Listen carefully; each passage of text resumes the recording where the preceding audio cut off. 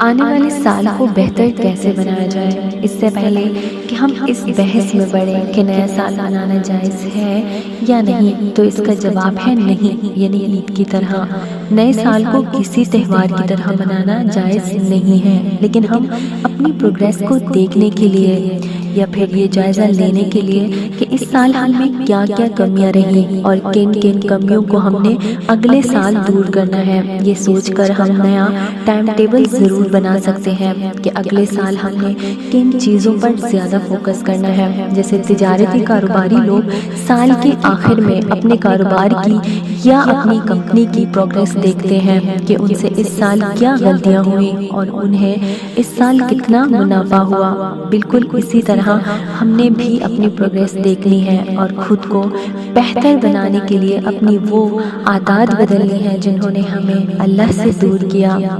نماز کو اپنی زندگی کا لازمی حصہ بنانا ہے، کچھ بھی ہو جائے بس آپ نے نماز نہیں چھوڑنی۔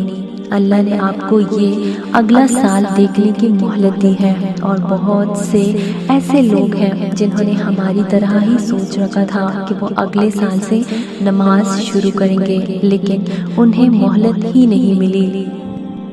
ہمیں ملی ہے اور ہم نے اسے نہیں گنوانا۔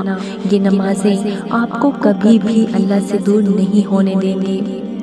قرآن کے ساتھ اپنا تعلق مضبوط کرنا ہے۔ جیسے آپ بڑے بڑے گول سیٹ کرتے ہیں کہ اگلے سال آپ نے CSS کرنا ہے، جاب کرنی ہے، اچھے مارکس لینے ہیں، ٹاپ کرنا ہے، بالکل اسی طرح اس دفعہ آپ کا یہ گول ہے کہ آپ نے قرآن سے دوستی کرنی ہے، آپ نے قرآن کو سمجھنا ہے، آپ نے اپنے اللہ کو جاننا ہے۔ یہ قرآن آپ کو کبھی مایوس نہیں ہونے دے گا۔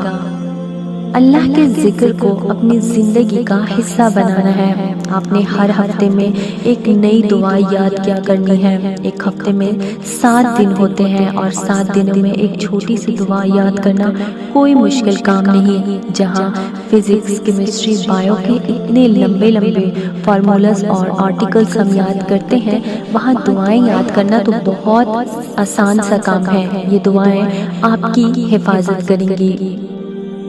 مہینے میں کم سے کم ایک دفعہ تہجد ضرور پڑھنی ہے۔ زیادہ کچھ نہیں کرنا آپ نے، بس فجر کی اذان سے 30 منٹ پہلے اٹھ کر آپ کو 2 نفل تہجد کے پڑھ لینے ہیں۔ یہ تہجد آپ کو کبھی بھی خالی ہاتھ واپس نہیں جانے دیں گے۔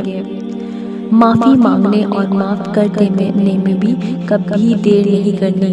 پھر وہ معافی آپ نے اللہ سے مانگنی ہو یا پھر انسانوں سے، غلطی ہو گئی ہے تو بس فوراً اس غلطی کو تسلیم کر لیں اور توبہ کر لیں، اور اگر کسی انسان نے غلطی کر دی ہے تو اسے بھی معاف کر دیں۔ ایسا کرنا آپ کو اللہ کی نظر میں عزت والا انسان بنائے گا۔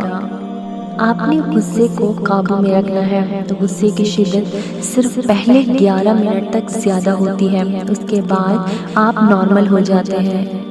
تو بس پہلے 11 منٹ آپ نے غصے میں کچھ بھی ریئیکٹ نہیں کرنا۔ ایسے کرنے سے آپ بہت سے رشتوں کو بلا وجہ ٹوٹنے سے بچا لیں گے۔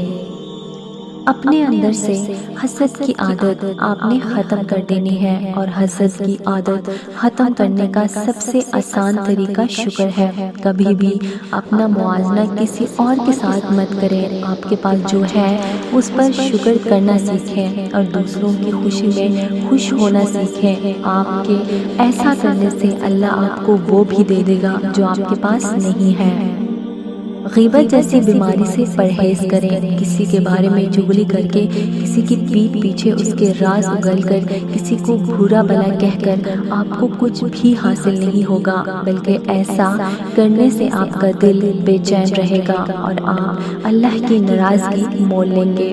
ایک دوسرے کے بارے میں اچھا بولنا سیکھیں۔ ایسا کرنے سے آپ کی زندگی کبھی بھی برکتوں سے خالی نہیں رہے گی، اور جب کسی کی برائی نہیں کریں گے تو اللہ بھی آپ کی برائی کسی کو نہیں کرنے دے گا۔ दूसरों का दिल कभी नहीं दुखाना, दूसरों को धोखा नहीं देना। अपने एहसासात और जज्बात के साथ खुद ही निपटना सीखें। गुस्से में या फिर नफरत में आकर कभी भी किसी के लिए ऐसे अल्फाज इस्तेमाल मत करें जिन अल्फाज को वो शख्स अल्लाह के सामने रख कर आपका नाम लेकर रोए। दूसरों के साथ सुलह रहमी का मामला करें। ऐसे करने से आपका रब भी आपके साथ रहम का मामला करेगा। सब्र के साथ हर मामले में काम ले, फिर चाहे वो मामला दुआओं का मामला हो या फिर किसी इंसान को सुनने का मामला हो। तहम्मुल के साथ दूसरों की सुने, तहम्मुल के साथ अपनी दुआओं का इंतज़ार करें। जज्बाती नहीं होना और फौरन से फैसला नहीं सुना देना। पहले सोचना है, फिर समझना है, उसके बाद फैसला करना है। ऐसा करने से आपसे कभी भी गलत फैसला नहीं होगा। खुद पर कंट्रोल करना है, अपने नफ्स पर कंट्रोल करना है। किसी भी गलत काम का ख्याल आए तो उस गलत काम की लज्जत से पहले उस काम का नतीजा सोचना है कि इस एक गलती से आपका और अल्लाह का रिश्ता किस हद तक मुतासिर हो सकता है। ऐसा करने से आप कभी भी नहीं भटकेंगे। जितना हो सके सदका करना है, जितना हो सके दूसरों की मदद करनी है। सदका आपके सबसे मुश्किल तरीन हालात में आपके काम आता है। इसलिए कोशिश करें कि छोटी बड़ी जैसी भी मदद आप कर सकें, दूसरों की मदद ज़रूर करें। ऐसा करने से आपकी ज़िंदगी में कभी भी तंगी नहीं आएगी। हमेशा सच बोलना है, फिर सच बोलने से आपको नुकसान ही क्यों ना हो। कभी भी झूठ का सहारा नहीं लेना, कभी भी बातिल का साथ नहीं देना। ईमानदारी कभी नहीं छोड़नी, फिर रिश्वत कितनी ही बड़ी क्यों ना हो। ऐसा करने से आपको कभी भी खसारा नहीं होगा, आपको कभी भी अल्लाह के सामने शर्मिंदा होना नहीं पड़ेगा। खुद आगाही रखनी है। एक बेहतर इंसान बनने के लिए इंसान का खुद से आगाह होना बहुत ज़रूरी होता है। आप किस मामले में टॉक्सिक हो जाते हैं, आप किस मामले में गलती कर जाते हैं, खुद को बेहतर बनाने के लिए ये सब जानना बहुत ज़रूरी है। इसलिए इस बात से आगाह रखना है खुद को कि आप कब सही हैं और कब गलत। ऐसा करने से आप खुद को मज़ीद इम्प्रूव कर सकेंगे। बहानों का सहारा नहीं लेना, दूसरों को इल्ज़ाम देना छोड़ दें। आपको अपने फैसलों की जिम्मेदारी खुद उठानी होगी। आप जो करते हैं अपनी मर्जी से करते हैं, कोई भी इंसान आपको मजबूर नहीं करता। इसलिए आपने मजबूरी वाला रवैया नहीं रखना। अपनी गलतियों को ऑन करना सीखें ताकि आप उन गलतियों से सीख सकें।